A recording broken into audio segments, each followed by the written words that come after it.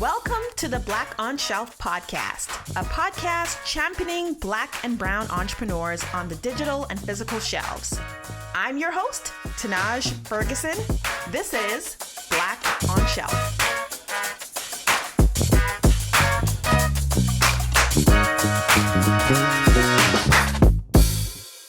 Hello, hello, hello. We are welcoming Ericka and William Chambers. And I just realized that Ericka and William Chambers. They're a brother and sister duo. Ericka is the oldest, and she's also my soror, skiwi. My soror is out there. So we are, or Greek, we've been having some great conversations, starting up a lot in common already. They are living in Austin, well, not Austin, that's where I used to live. They are living in Texas, and that's where I used to live. So we bonded over all that and the weather.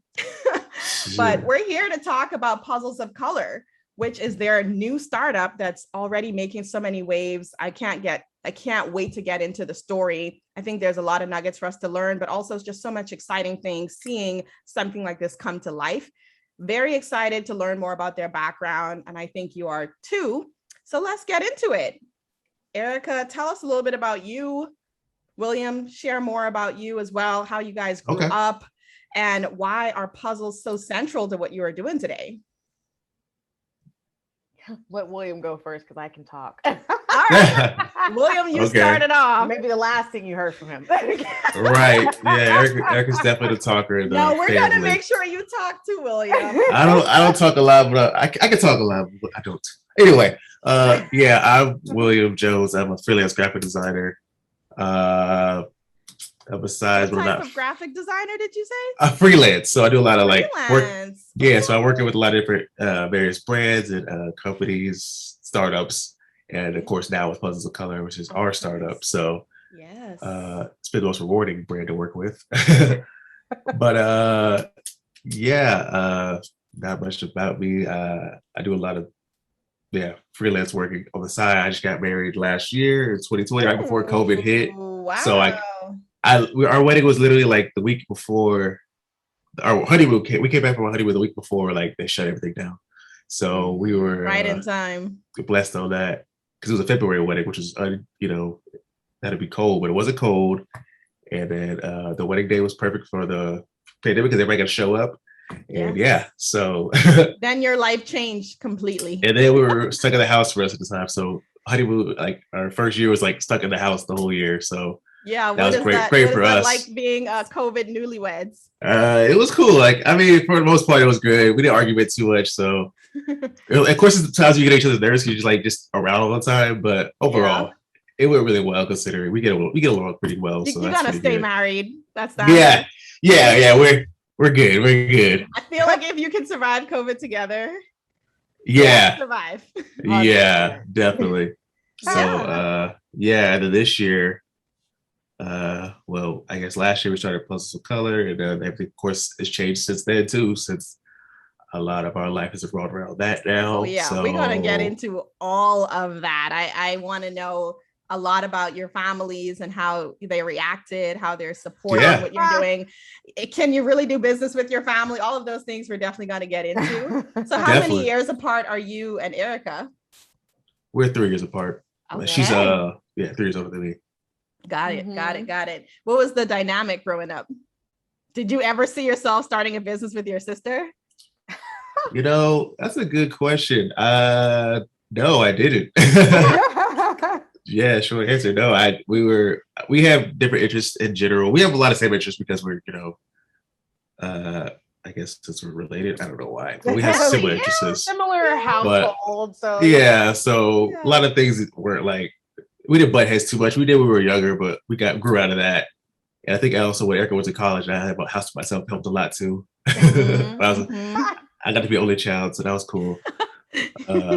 And everything else, we get along pretty well. So I think that helps us in our business because we have personalities that kind of mesh, and also when we also are we know we need to I don't know, submit to each other, not we're complementary. Complementary skills. We know exactly. Okay, this is his wheelhouse. This is his skill. I'm gonna let him do that versus okay.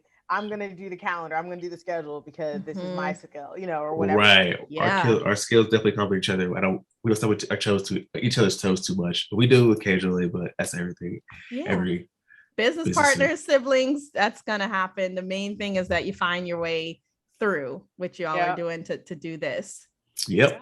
Yeah. So Erika, tell us about you. Yeah. So I grew up in Allen. We grew up in Allen, Texas, which is if anybody knows, Allen has the largest band in the United States, maybe America. It's ridiculous how big that band is. The largest band?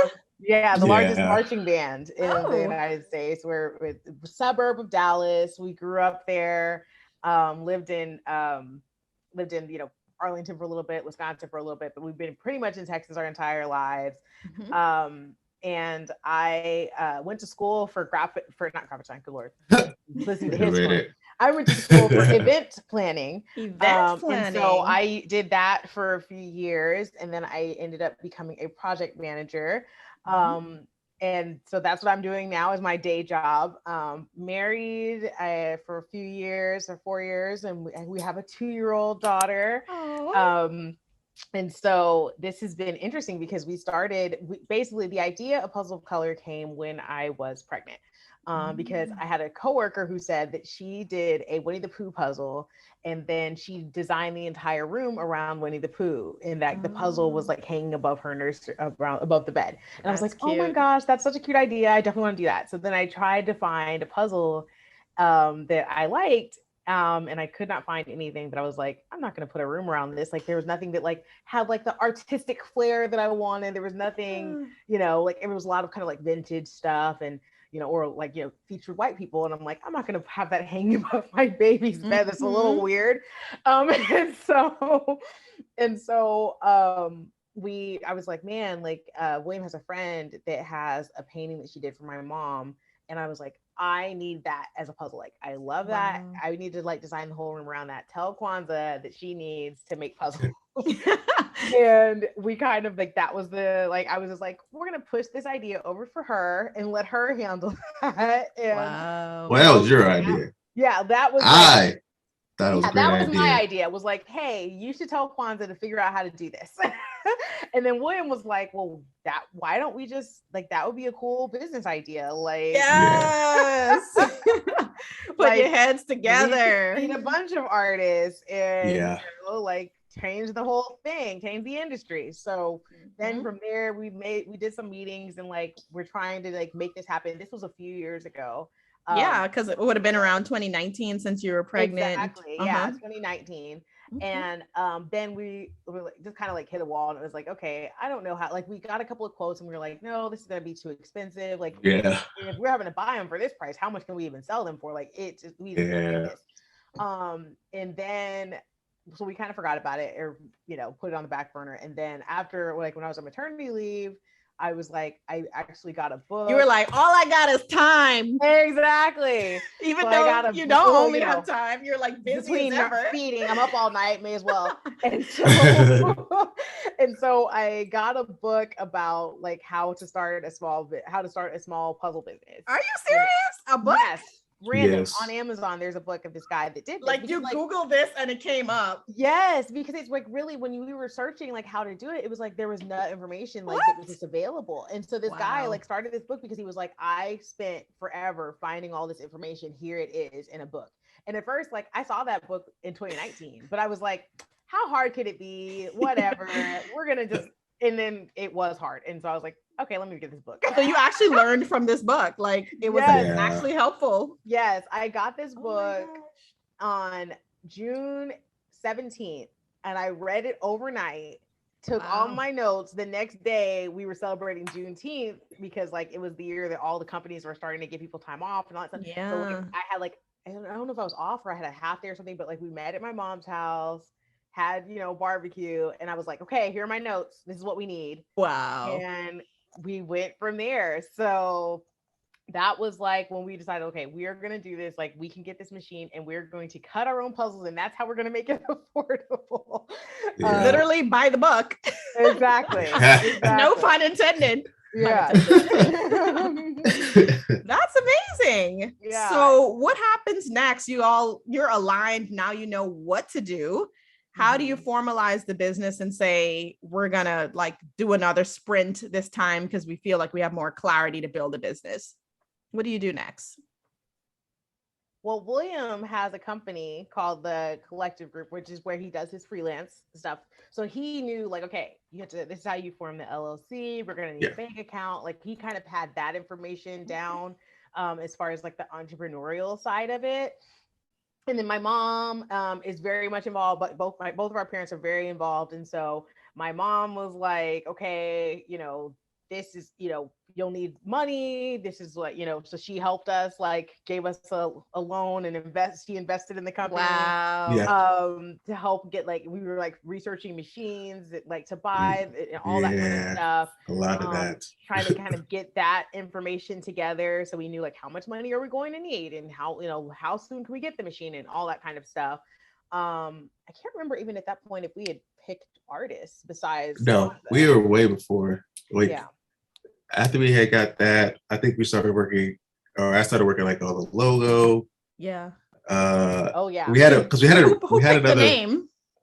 Oh yeah, that's actually a good question because that was kind of the hardest. We had a name originally that was different. In 2019, we were gonna go by the company was gonna be Puzzles by Us. Mm-hmm, mm-hmm. And I had like created a logo and everything. Color schemes were similar but much different than what it is now. And then we had created the Facebook group. We were We were like ready to go. We had created the Facebook page. We had licensed or got the domain. Yeah, so we still have it.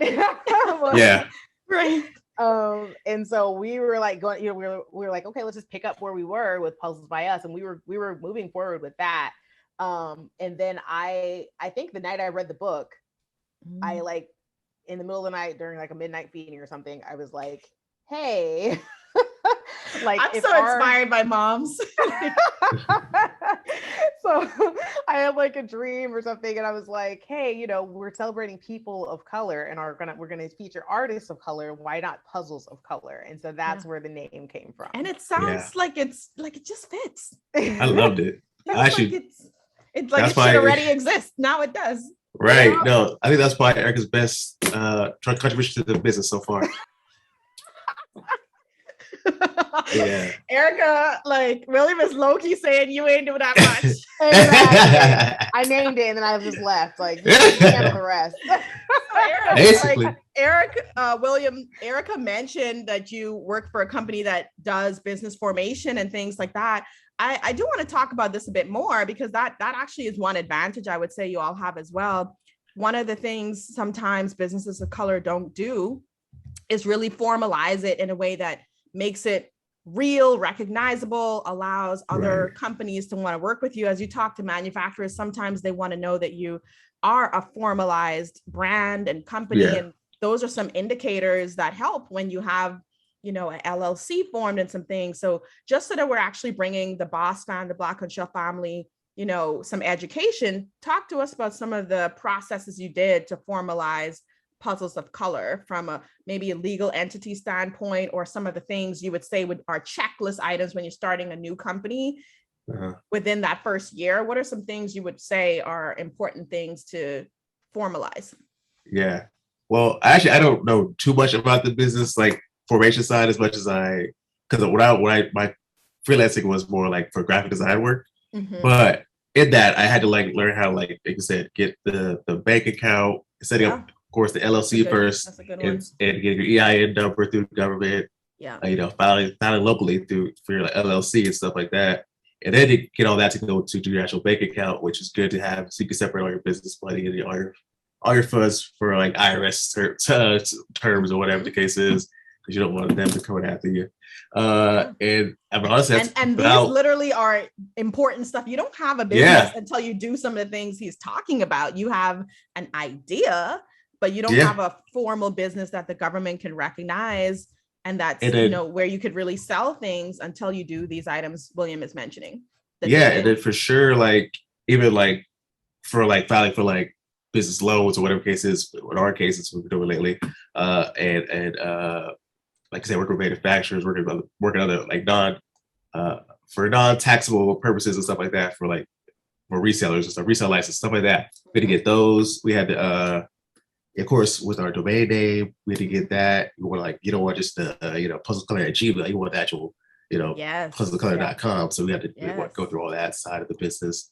Another thing we had to do, or another thing that's just important for people to know, is like, before you share your company name, go ahead and register that thing. Because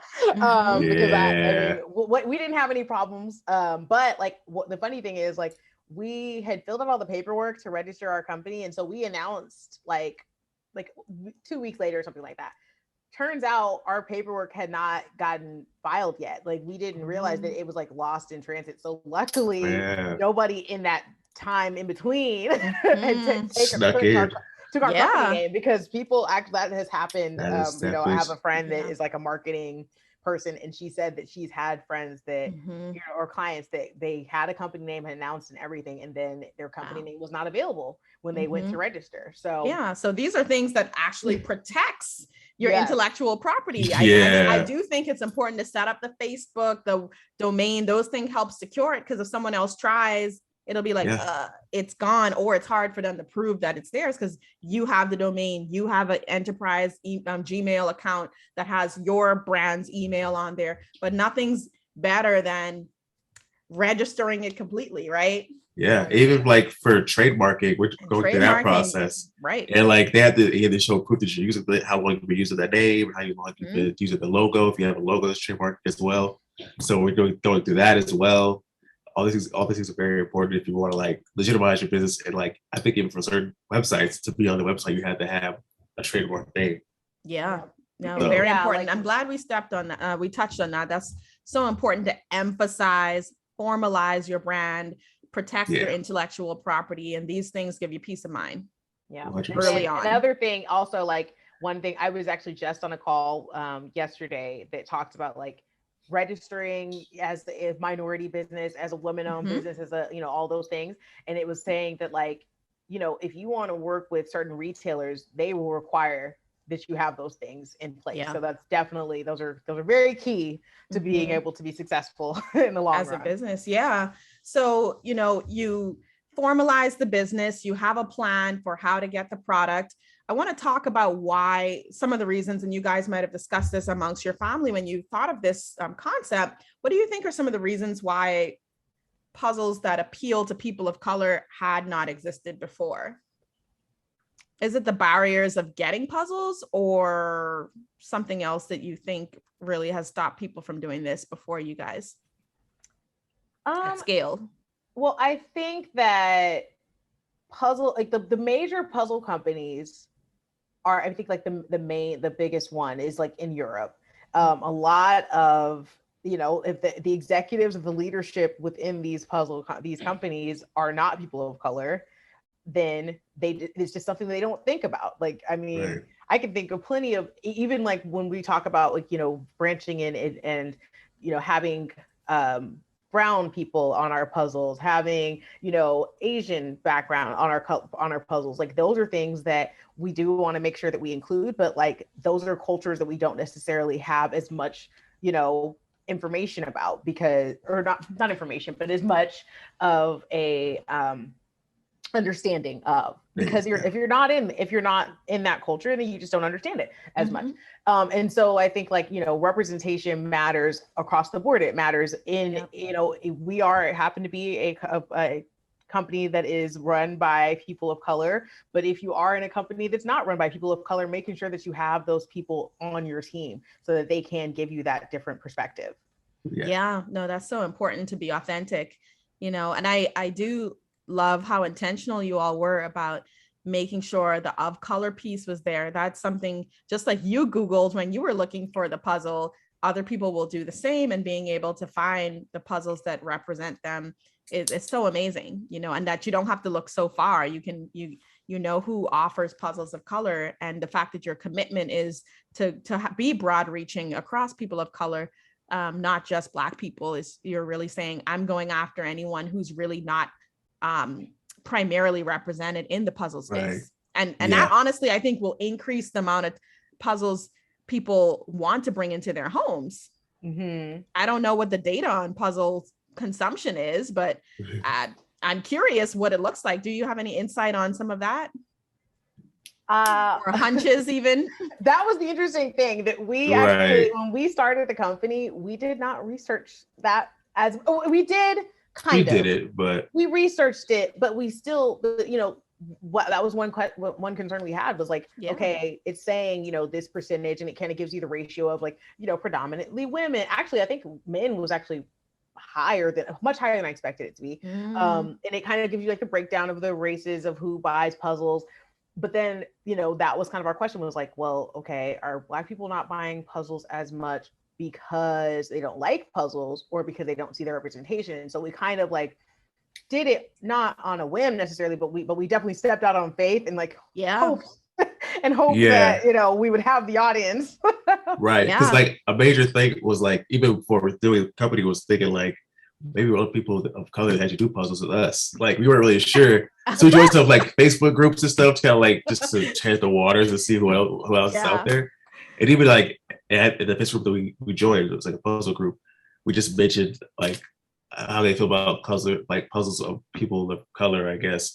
And they were majority of white people there, but they were like, yeah, I think something we would do. Like, they were against it. It was just a matter of like, had to be presented to them yet, so they were doing it. So I feel like that also helps, just like I said, representation, having it there option, that people will be more like, oh, this is something we actually would like to do. So I definitely think giving people that option. And was puzzles really important in your family? When you think back to your childhood, what type of puzzles were you guys working on growing up, or while you were pregnant? Like, what made what made you think puzzles? Well, I know the idea really came around centralizing the design around a puzzle, but was there also any other connection with you all playing puzzles? Any puzzle you could remember growing up that you played or put together as a family? Yeah. What were they? So I guess the first puzzle that Erika had to remind me of that we did as we were little, was like this Kwanzaa puzzle. And it's like a 300-piece puzzle. We didn't start with a small puzzle. We always started big for some reason. And that's kind of like, we do that, I think, around Kwanzaa, the holiday. And since then, I mean, my mother got us puzzles there, like I said, in the summer to keep us occupied. So we would just watch TV all day, which we still watch a little TV while we do it. But we would just like start with 1,000-piece puzzles, because that would take a longer time. We'd spend more time together, just to give us more of a challenge. Even changing that from 1,000-piece puzzles to like picture puzzles, which is even crazier, because like you have to like look at extra details instead of a puzzle piece. So for us, it really presented like time for us to be together, to hang out, just to, not be just with too much technology, and also just to give us a challenge, present us a challenge of like finding an image. And that's what I liked about puzzling for sure, was just like being able to find each piece, because every time I find a piece, like a little victory for me. That's how I felt. Yeah, I do feel like puzzles are one of those things that doesn't get old, because it really slows you down. You are using your brain, your creativity, as well as your ability to be a little analytical of like, does this fit the shapes? You're really challenging your mind, and then you get to collaborate, which is one of the best parts.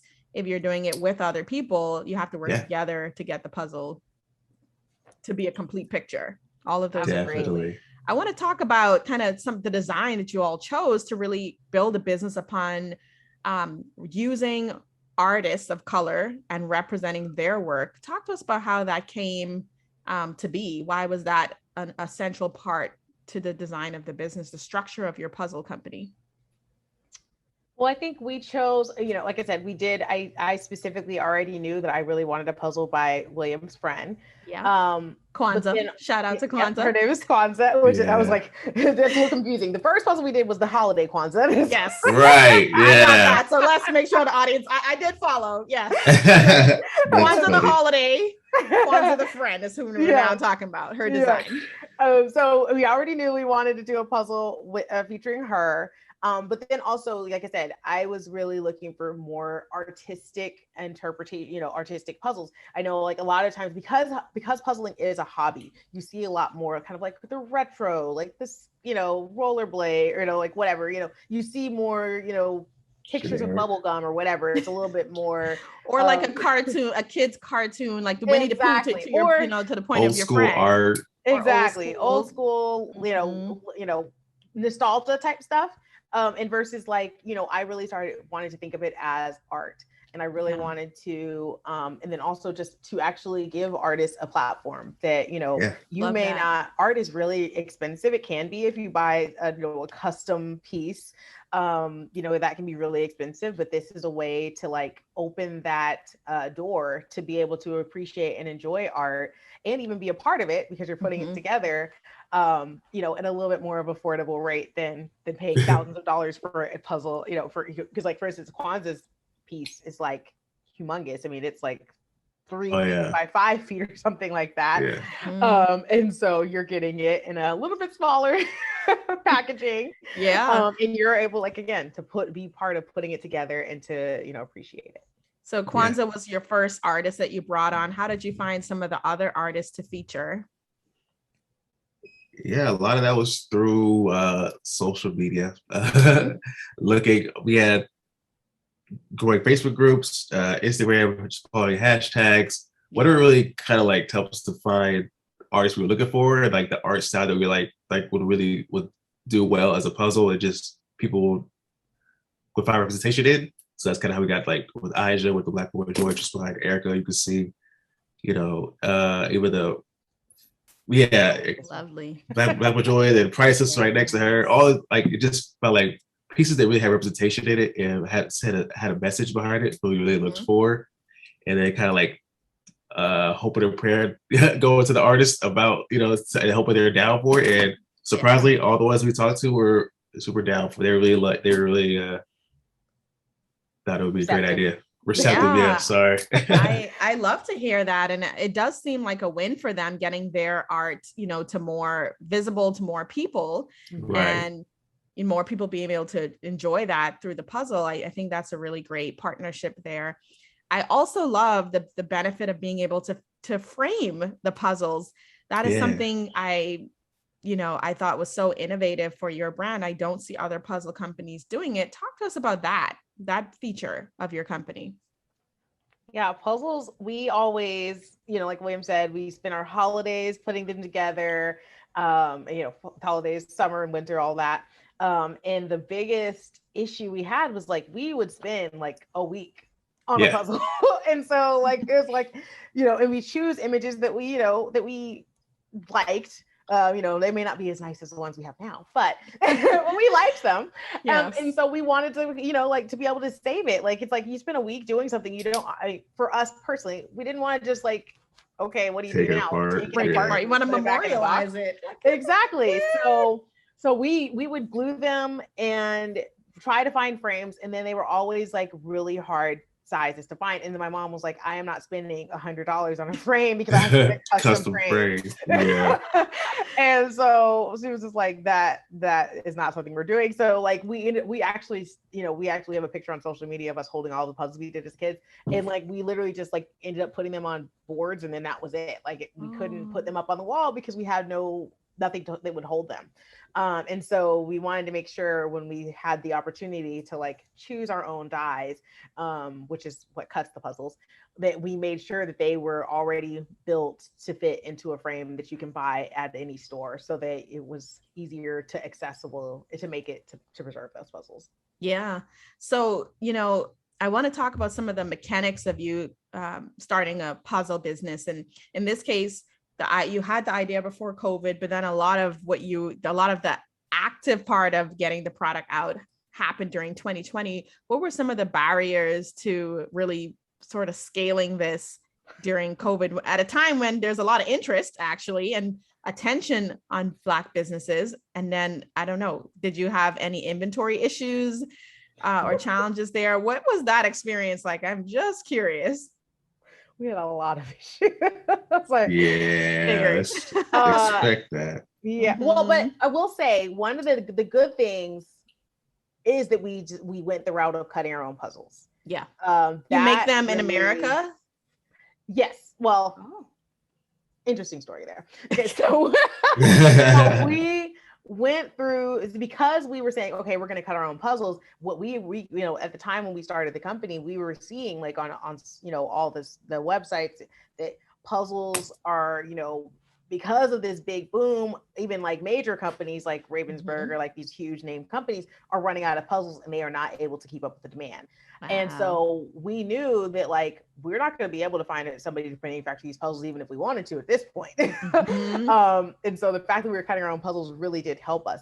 But we had issues with like, we ordered our boxes from China and getting them into America. They were sitting in a port for a long time because everybody's ordering things because they're stuck at home. So like all of the ports are congested, customs and all that stuff is congested. And so like we did have a few issues in the beginning where we were sending out puzzles in like Uline boxes that were not really made for packaging.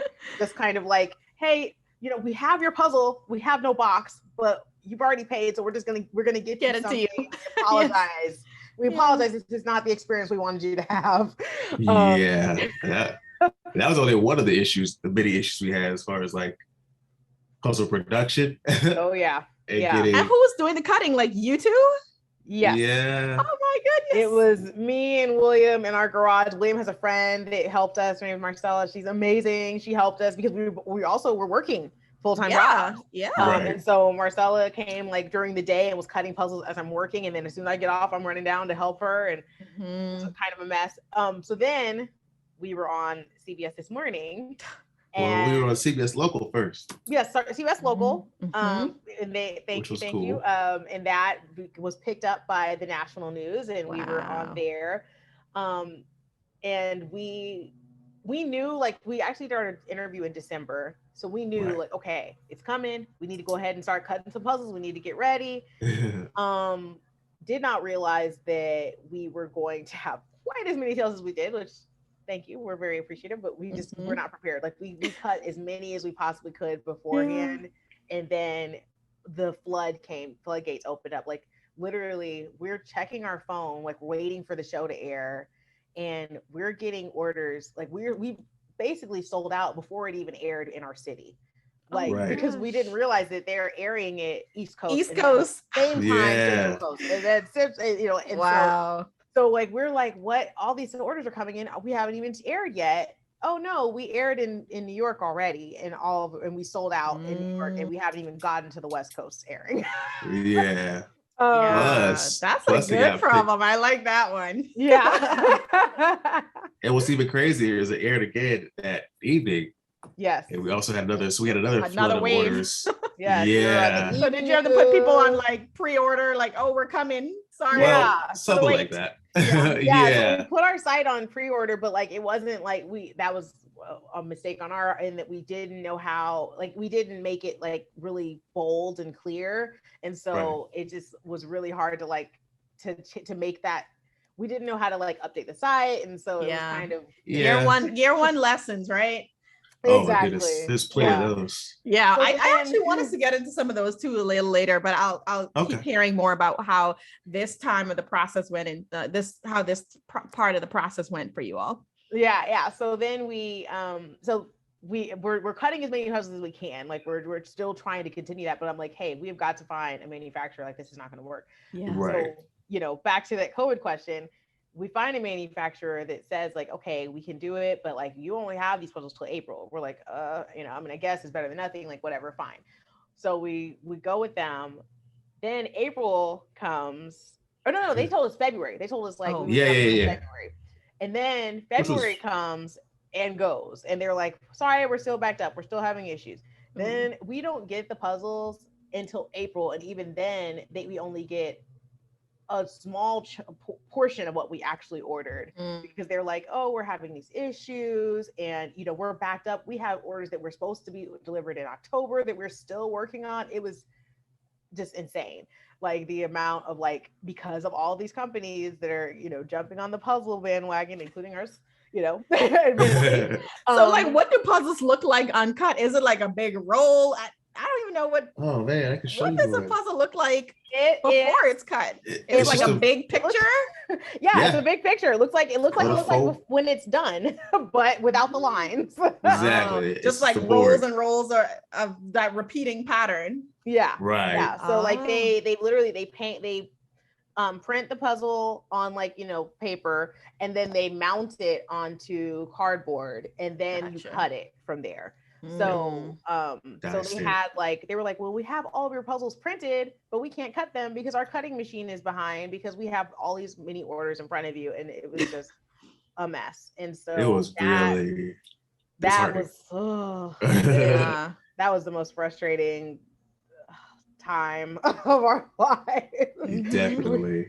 So I'm gonna guess that your first milestone was really, well, I guess starting, also getting featured on CBS. Tell me some more that would be year 1, year 2 milestones that you've experienced that you're like, man, this felt so good for our family. Maybe this confirmed something that you already knew, or already exceeded some of your expectations. What are some of those milestones that you all have experienced already that did that? Well, it's crazy because like we had like, a meeting, and we had like a little vision board of goals, stuff like that. And getting on like, you can tell Erica's a project manager because y'all have all these things. Oh yeah. Yeah. Goals and everything. And so one of the goals was like to be on CBS or some type of national news That was coverage. one of your goals. Okay. But it was like a 5-year goal and not a 1-year goal. Acceleration. So that's the major difference. And like, so that's when the preparation issues happened. But obviously it's a blessing, so we weren't complaining. Yes. And then another goal was like kind of similar to that, is like having a influencer backer, like a celebrity endorsement. Yeah, celebrity endorser. And that's kind of what we got in True Barrymore, which we got to be on her show as well. Yeah. How did that happen? I saw that. She watches CBS this morning. Wow. Yeah. Her show is on CBS, so her producers, are like, come on, they're on other channel, within their channel, so they so she loves puzzles. Yeah. That's so great. That's great. It's great. Yeah. So you felt the visibility because now you're getting connected, and the exposure is really doing things you never imagined year one. Yeah. Yeah.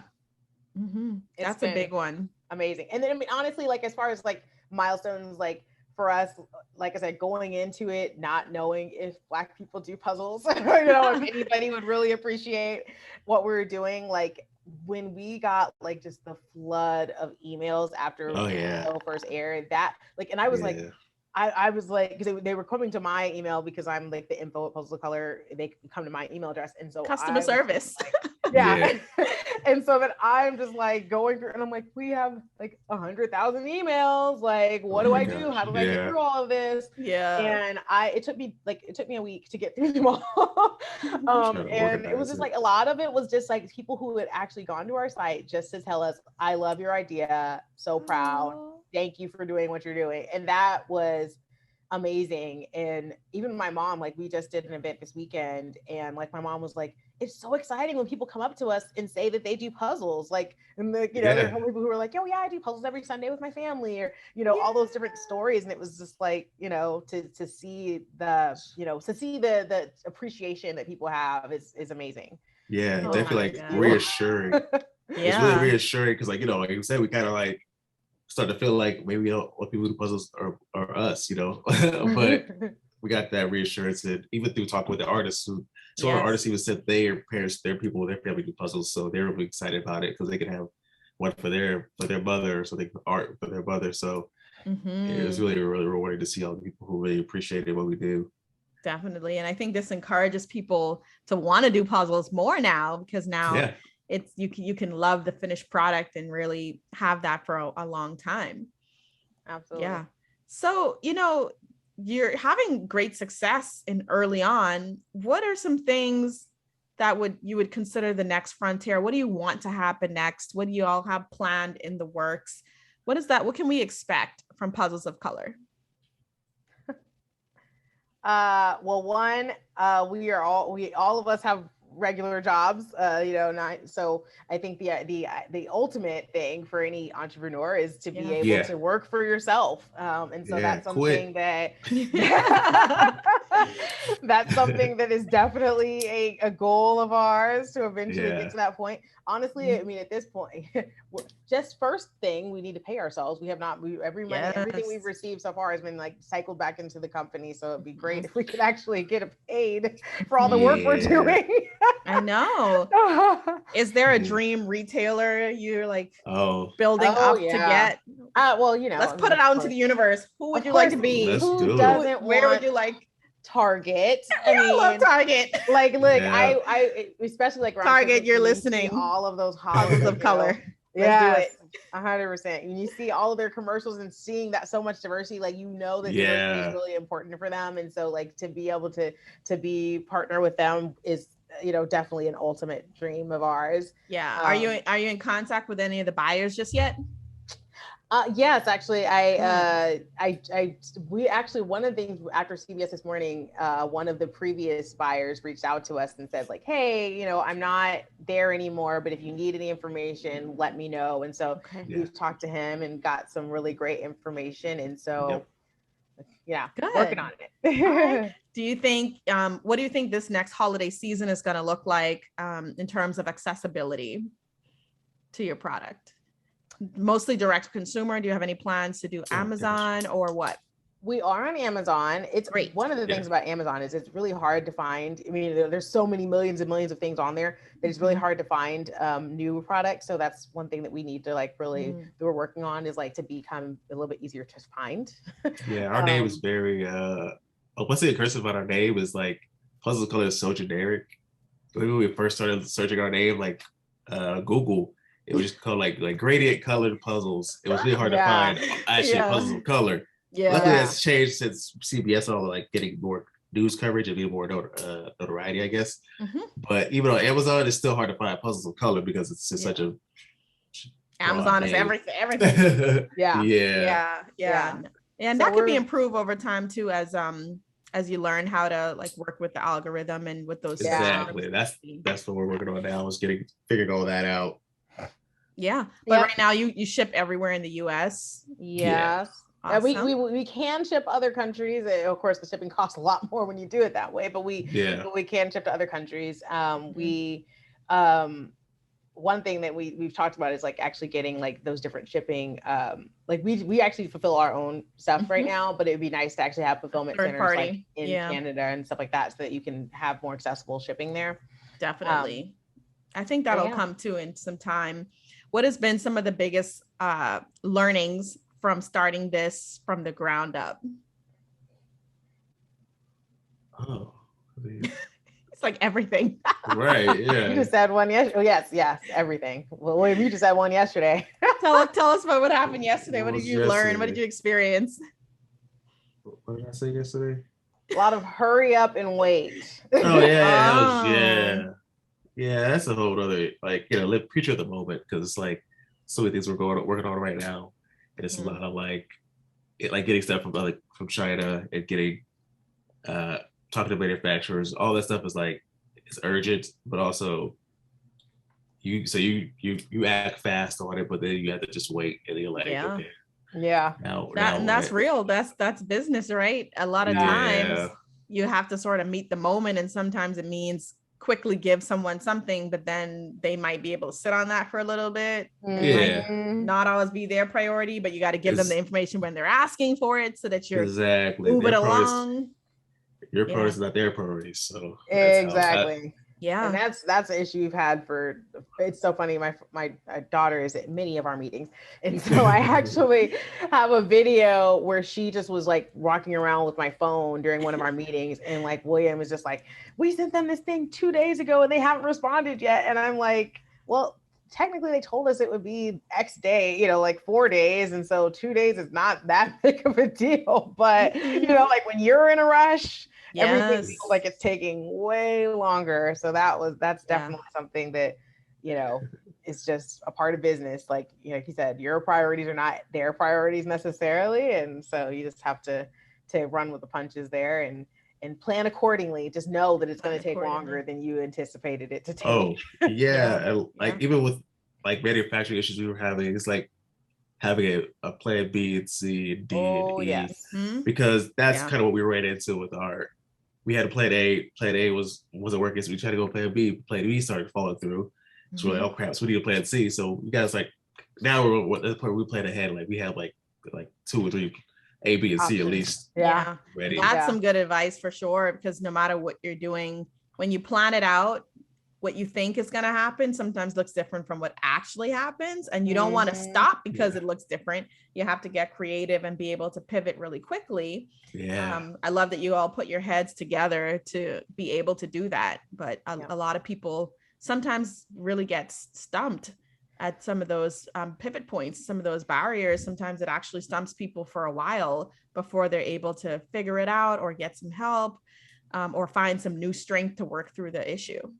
Yeah, definitely. Every time like something crazy would happen, it's like me and William and my mom on the phone at like midnight, like, did you just get that email? This is not gonna happen. What are we gonna do? And I'm like, we have our panic, like, gripe session.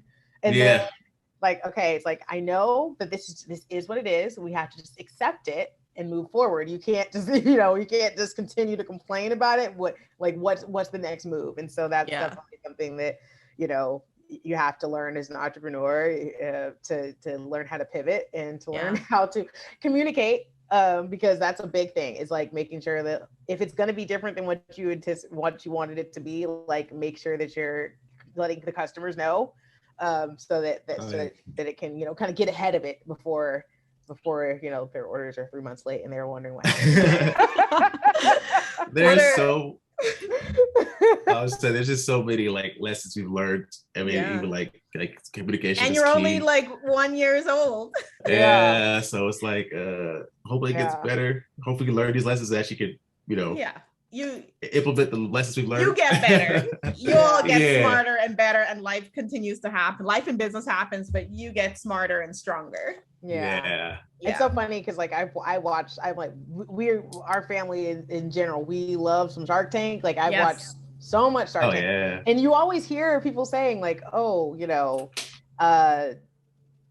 we grew too fast, and this is why we had this issue or whatever, and it's like, and it's like, man, champagne problems, you grew too fast. Right. Now you're seeing what they're talking about. Yeah, it's like, oh, I get it now. That's what this means when they say you grew too fast. Like it's a whole different thing to actually, and even I always appreciated the issue that was an issue, but like when you experience it, it's like, whoa, okay. You sort of have to find a way to slow it down. That's the downward reaction. That's what that means. Finding a way to slow it down so you can focus on building a really solid company and not letting growth be the death of you. Growth is always ahead. It's always able to be ahead of you, but creating a solid foundation that can withstand the weight of growth is even more important. 100%. Because that was actually one thing that I know, like when we decided like we were going to cut our own puzzles, I was like, this is going to be fine if we're like kind of doing local and, doing kind of a smaller scale thing, but this is not scalable. And I knew that when we going in, we just did not expect that we would get to that point as quickly as we did. Like the plan was like to wait a little bit and find a manufacturer and work through these kinks before. So that's one thing where, we're really happy that we finally got to that point where we have a really reliable manufacturer that we can work with, and because we're having them come from overseas, it's a little bit of an issue as far as like now we need to make sure we schedule things way in advance for it to get here and that kind of stuff, but but the actual quality is good, and we just really consistent, so like that part we're really excited about. We can finally relax on that end. And we can spend more time on the things that we enjoy, like the marketing and the we get to really get into the creative and fun part. Like that's like really what's next for us, is to be able to really spend more time on the growth and spend more time on celebrating the artists and celebrate finding more artists, and maybe doing more frequent collections and things like that. So oh man, we can't wait. What is it like working with your family? Because I'm hearing you talk about how your mom is also involved. Is she retired and helping you guys? What does that look like right now? And who else from the family supports what y'all are doing and is helping lift a hand, cut some puzzles, ship things? Yeah. Who have y'all wrangled in of family and friends? Oh yeah. Everyone. If you're family, you're kind of in the business no matter what. Yeah. So my wife's helped us. Like, I take boxes of puzzles home. We box them up while we watch Doctor Who or whatever we're watching at the time. Of course, but we actually have our uncle and our aunt and uncle. They come in to help us, especially like when we did a super ship weekend. My friend Marcella, who Erika talks about, she's actually our videographer as well. Good. So she does a lot of video content creation for us. So anybody could help us. But as far as like, you know, immediate family, like our mother, our father, our dad's your retired, spouses, he's all the way in on helping us, like literally every day. He like he's military, former military, so he every morning at like 5 a.m. I get a notification that he's gone up to the office and unlocked the door and has picked up some puzzles, and then he takes them to his house and boxes them up and then brings them back in the next morning. So my dad's really active. My husband doesn't get to help with the business as much because we have the baby, so you know he's on like, you know, baby duty, because it's like, so like literally on like Thursday or Friday of the week, he's like, okay, what's happening this weekend? How do I need to watch the baby, or are we going to be at home this weekend? Are you out? You know, like we have to kind of like game plan our stuff. But honestly, a lot of our models you will see in pictures are family members and friends. Luckily, we got a big family, so it's like, hey, I need you and you over here. Fall in line. Who are some of the entrepreneurs or and mentors that maybe during this period of time you're leaning on, whether it's content they've produced before, and when you listen, it somehow helps you think more clearly about what to do or makes you feel like you're developing? What are some of those resources you're using, whether it's people or other books or platforms that you learn from? You know, go ahead. Go ahead. You go ahead, Erika. Well, I was just going to say, we are actually part of a program that Target's doing that we applied to be on their accelerator. Is it Forward program. Founders? Yes. Yeah. Okay, you're in Forward Founders? That's amazing. Yeah. So we're in that. And so we're getting ready to getting able to hear about the different, you know, just basically like different things that you need to know about your business, including like registering as a woman business, minority business, all that kind of stuff. Who's managing that, Alana?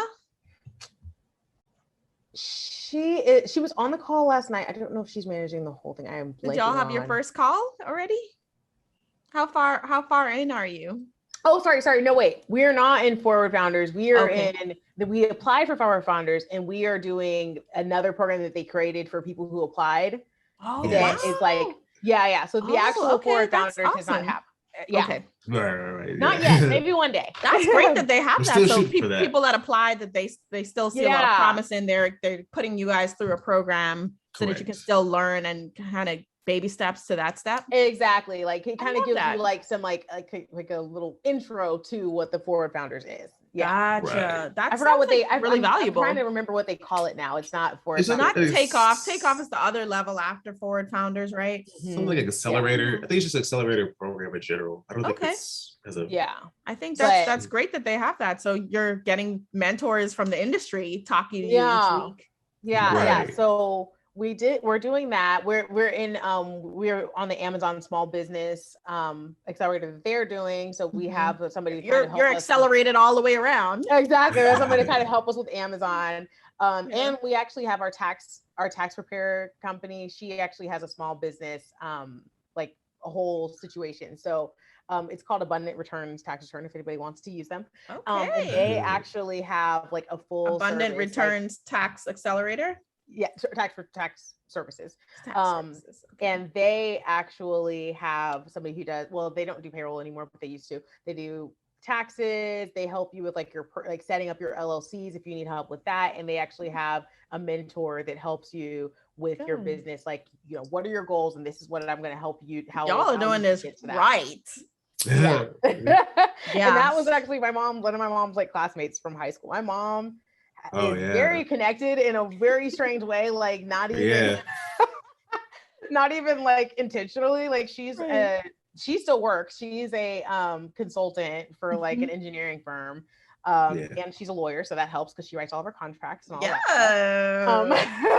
Yes. But that's handy. I know, like it's nice. We have a lot of does she do your articles stuff. and orders and say, all right, y'all own 50% of the company? Oh yes. Yes. She does all of that. And she also used to be like, she went to school for journalism. So like she writes like our press releases for us. She writes our product descriptions. I love this. We're very fortunate. Kind of feel like y'all were already well equipped to build this type of company. Exactly. Yeah, it's kind of funny how that worked out. Like we saw that we noticed that too, because like, you know, I do all the design side, Erika does all the promotional events and, you know, just the formal that she knows. Strategy and project management, all the things. Yeah. So we were very fortunate that we haven't had to outsource too much yet. But I mean, just for our sanity, we're going to have to eventually. Right. Like you only have so many hands, and that'll help you all be able to stay a family and enjoy your life. Exactly. Yeah. He's like that part. William might want to have children one day too. Yeah, exactly. And you're gonna have to go into ballet and basketball games and things. Yeah. But as far as mentors, I mean, like we listen to a lot of podcasts, like I'm constantly listening to like business podcasts. Honestly, Kev on Stage is like, I'm a huge fan of what he does, like just in general, like and how he has his own studio and all that stuff. And so like we listen to his podcast, and he, you know, always gives little tidbits on his stuff about how he did that. I mean, like just people from different industries, like that are just, you know, doing stuff. So that's good. How do you stay focused? I don't know. I feel like I'm kind of that person. Like I'm a list girl, and so I am like, and it's pretty much like I know every day I wake up, it's, you know, baby, work, and then puzzle. Like, and that's just my day. Like I wake up, you gotta feed the baby, you gotta get on the work, and then after. I think you're saying routine keeps you focused. Exactly. Yeah. I'm the exact opposite because I'm a creative person. Right. So I'm all over the place. Majority of the time, I'm all over the place. Yeah, but I'm trying to I'm working on it. Like I think List does help. I've definitely started to adapt that. We have like a little software we use to help us to do tasks or whatever. And Asana, are you guys using that? It's not Asana, but it's something like it's called Notion. Okay. Yeah. But it's definitely. I'm on him. I'm like, this is your deadline. By the end of the week, I'm calling. It helps to have deadlines too. Setting deadlines really does. Definitely. Yeah, because it's easy to for us, like we have a million ideas, but if we don't set a deadline, it'll just be an idea forever. Like, so that's one thing that like Notion helped us. Like, I'm like, okay, this is what we're doing right now. This is on the back burner. This is what's coming up. Like, so that we can keep track of like really when, you know, like what order are we doing this in, and when will it get done by? So that's good. When you all think about if you could have done it on your own, how important is it to have been able to partner to share the load of creating and running this? Could you have done it on your own individually, or do you really see a big benefit of partnering as siblings to get it done? I definitely could have. I know that. I know that, Chris. I can't do all the. There's so many like aspects of the business that don't interest me, and I just can't make myself do. Keeping it 100, okay? Yeah. So that's where Erika comes in clutch for that. You're like sister of the year, Erika. You went from you only named it to Erika comes in. It does all the stuff I don't want to do. I do the grunt work. Yeah, exactly. She's good at that stuff, so I'll let her do it. Yes. What about you, Erika? She's like, I could have done it. I was going to. That's why she was laughing, because that was her answer. The whole time. I got siblings. I know these laughs. I know what they mean. Could I have done it? Probably. You know, in all reality, no, but it would have cost me a whole lot more money because, like I said, William has done all the William is really amazing at the branding and all that stuff. So it's been awesome to see that and to not have to pay somebody to do it. William, would you ever do your own design on the puzzles, or any of them your design too? No, I have to stick to the packaging. Okay, to you the stick branding to side of the it. branding side, putting it all together. Yeah. It's all about it, yeah. In your freelancing work, did you also do that as a part of your normal line of business? Yeah, or freelancing work? All my freelancing mostly is like falls around branding and logo design for startup companies and for just other businesses that are trying to rebrand, things of that nature. So this is right in your wheelhouse. The packaging looks amazing, by the way. I so you are it. Right on it. We appreciate that. It takes a lot. It's a labor of love. All the hard work. Was this like the first iteration, or you sort of like played with a number of different designs for you all to come out with like this look and feel? If you count the Puzzles by Us brand, their design we had, this would be our second iteration. But for the most part, once we switched to Puzzles of Color, I think we kind of we've had like minor changes here and there. But once we knew once we knew how the package was going to look as far as like a box with a window, we kind of like only had like two different designs that they all look very much the same. Yeah. Like it's interesting though, because we had our logo was like the first logo that William sent us was kind of like the words kind of like cattywampus all around. And then we found Chiggy.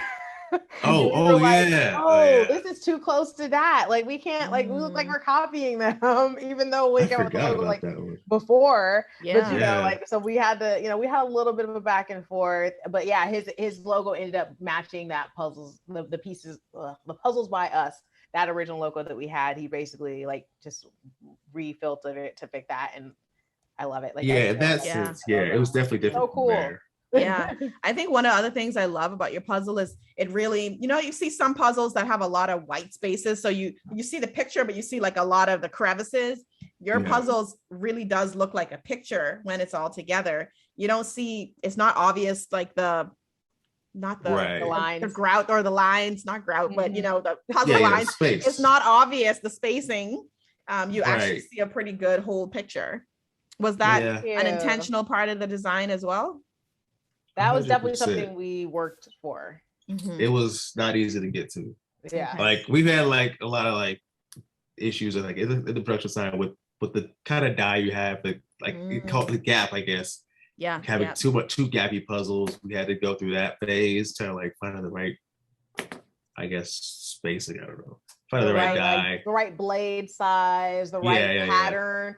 To make sure that the puzzles, like the whole pickup challenge, like to make sure that they could pass that, to make sure that the puzzles would stay together when you moved it around your table. That was definitely something that we had a few iterations that were not as smooth as they are now. Yeah, gotcha. That's exciting. I'm so excited about what you all are doing, and we really. You're just getting started, literally just getting started. Imagine where you're going to be in another year and even in 5. This is such a great story, and I'm glad we're here to catch it early and to support you all early. I always want to ask, what does it mean to be Black on shelf? Puzzles of Color. Yeah.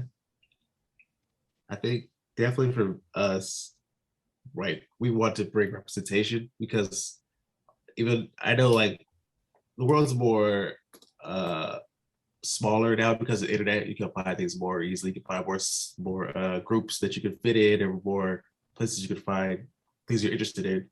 But for sure, like being in like actual Target, basically where you could like just go to a local store and get, that's something that's like still a goal of ours, something that we really want to be part of, because representation in an easier and more accessible sense is definitely something that's missing, and that it's something we would love to be, Yeah. And, we will support you guys while you're direct to consumer, but we certainly root for you to get visible and on shelf as well in one of your favorite retailers.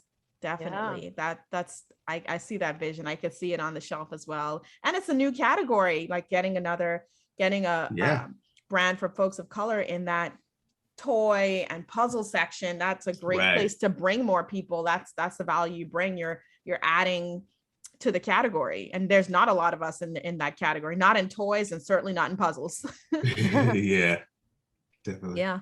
What about you, Erika? What does it mean for you? What does being Black on Shelf mean for you? Oh, I think William pretty much knocked it out. I mean, definitely, like he said, I mean, we love the direct consumer and we absolutely want to continue that. Being on a shelf, I know you said virtual shelf and virtual and physical. Yeah. Yes. So being on a virtual shelf has been amazing. But we definitely want to just be even more accessible, like William said, like to be available to any and everybody. I know one thing, especially because puzzles, are such a, what's the word I'm looking for? Like because they're less technology. I get emails all the time from people who are saying like, hey, I don't really do computers that well. Like, that's true. Or whatever. Yeah. And so like being able to get into a store would be an amazing thing for us, just because like that audience is not able to use us as much. Yeah. Some of that I've had a couple people who are like, I can mail you a check and like, we'll work with them, but it's better if we could actually be in their local store. So well, millennials, buy your grandparents and your parents exactly of color, and then also create, we could reestablish this classic tradition with our own families as a way to slow down, because it's such a great way to put your phone down and to just be present. You can't do a puzzle on the go very easily. It's one of those things where you literally, if you're looking to concentrate or clear your mind, you can do a puzzle and get recentered. It's one of those things that just grounds you, because it takes that focus, it takes that calm and attention to detail, and so it can really bring you back to center. I think it's one of the hobbies most of us should be doing, right up there with yoga. Do a puzzle. Drink your water, do a puzzle, mind your business. It goes with that set of activities that helps you recenter. We might have to take that one. Go for it. Yeah. Campaign. That's hilarious. I love it. Again, I'm excited. Love seeing a sibling duo. It is possible to work with your family. You guys are building your own legacy, and we're at the beginning of seeing it. We root for your success getting into a physical retail location. That's coming. That's coming in the works for you all as well. We can put it out there in the atmosphere. Absolutely. And, we love to bring you back as you continue to expand and support that growth, because this is exciting. This is a great category, and love that you all are doing it. Thanks again for coming on as well. Thank you so much for having us. Of course.